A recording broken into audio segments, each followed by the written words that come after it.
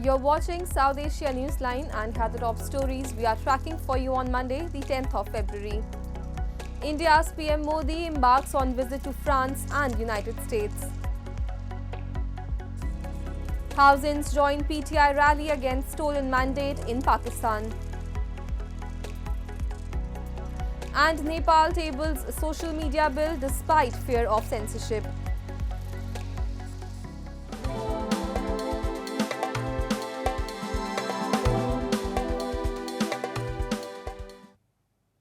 And now for all the details, India's Prime Minister Narendra Modi on Monday embarked on a two-day visit to France, his first foreign visit of 2025 to attend the Artificial Intelligence Action Summit.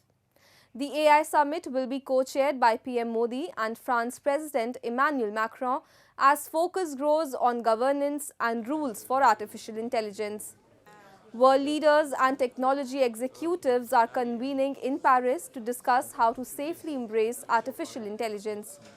The summit's expected outcomes include the announcement of an AI foundation, how AI impacts the world, including the job market and issues relating to safety. Modi is later scheduled to visit the United States, which will be his first visit after President Donald Trump took office in January. And India is committed to boosting manufacturing and exports of defense equipment in the coming years, Defense Minister Rajnath Singh said on Monday at the opening of the country's biggest air show, where its military ambitions will be in focus.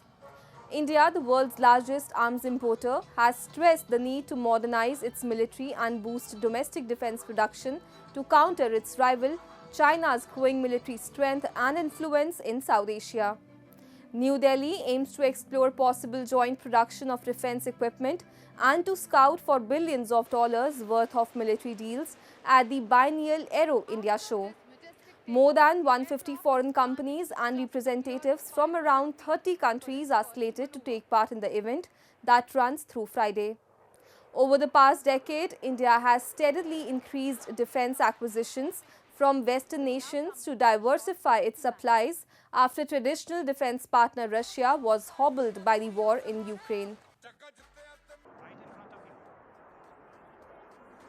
आज हमारा domestic defence manufacturing 1.25 lakh यानी 1.25 लाख करोड़ से भी ज्यादा के record level पर पहुंच चुका है।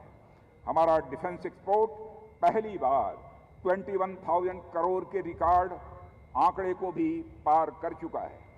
आने वाले समय में हम इन आंकड़ों में सिग्निफिकेंट इंक्रीज करने के लिए पूरी तरह से कमिटेड हैं। Moving on, the Pakistan Navy's multinational exercise Aman 2025 showcased a counter-terrorism demonstration and military band performance at its Manora Island on Sunday. The Aman 2025 exercise, which commenced on February 7, aims to foster regional maritime cooperation and security. Special Operations Forces from Pakistan and participating nations showed off tactics and hardware, including hovercraft and helicopters. Cultural exchange was also a key aspect of the event, with military bands from Pakistan and Sri Lanka performing a selection of traditional and military music. The demonstration and performance were attended by personnel from participating navies, observers, foreign diplomats and senior officials from Pakistan's armed forces. Today it was the demonstration of maritime counter-terrorism, which means that we conduct multiple operations out at sea, which include the VBSS operations and the combat search and rescue operations and exfiltration and infiltration, including the amphibious operations. Actually today was the day where we demonstrated all these activities collectively in one complete show. Meanwhile, the party of Pakistan's jailed former PM Imran Khan held a massive rally in Swabi on the first anniversary of its loss in the 2024 general elections, protesting against what they call a stolen mandate. The Pakistan Tehreek-e-Insaf marked February 8 as Black Day and planned nationwide protests. However, the government banned rallies in Punjab, Balochistan and Islamabad, limiting protests to Swabi, where PTI's headquarters are located. The party claims the election was rigged and called for release of jail leaders, including Imran Khan, and the resignation of the current government. आवाम के mandate का आपको अगर कदर नहीं है तो जमहूरियत हाथ से जाता जाएगा वो गैर जमहूरियत कुव्वत स्पेस कहलेगी आज हम यहाँ पर इसलिए आए हैं जो 8 फरवरी को हमारा मैंडेट चोरी किया गया था फॉर्म 45 जो है वो इन लोगों ने फॉर्म 45 को बाहर करा दिए गवर्नमेंट से और फॉर्म 47 वालों को अंदर बिठाया जो जाली मैंडेट और जाली लोग हैं। इस हवाले से हम यहाँ पर एहतजाजन योम स्याह मना रहे हैं 8 फरवरी के उसके हिसाब से। And ignoring widespread criticism and demands for its withdrawal, the Nepal government on Sunday introduced the controversial social media bill in the National Assembly. Minister for Communications and IT, Prithvi Subba Gurung, introduced the bill saying a new law was necessary to hold social media platform operators and users responsible and accountable. This bill has no intention of curtailing freedom of expression, he said. It only aims at regulating social media platforms. The opposition parties that have been criticizing bill publicly, however, did not register opposition in the assembly.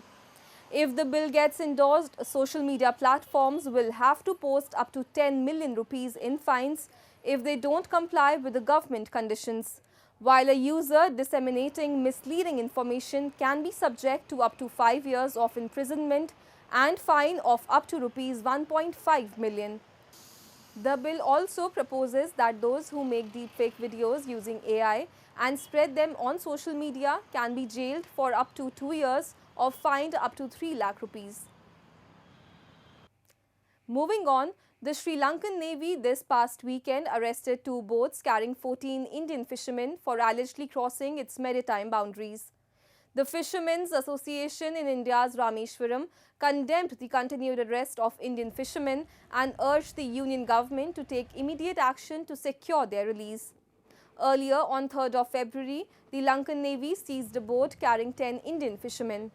On January 28, a Sri Lankan Navy firing incident near the Delft Island injured 5 Indian fishermen, including 2 seriously, prompting a strong diplomatic response from India. The Ministry of External Affairs summoned Sri Lankan's envoy and lodged a formal protest, stating that the use of force was unacceptable under any circumstances.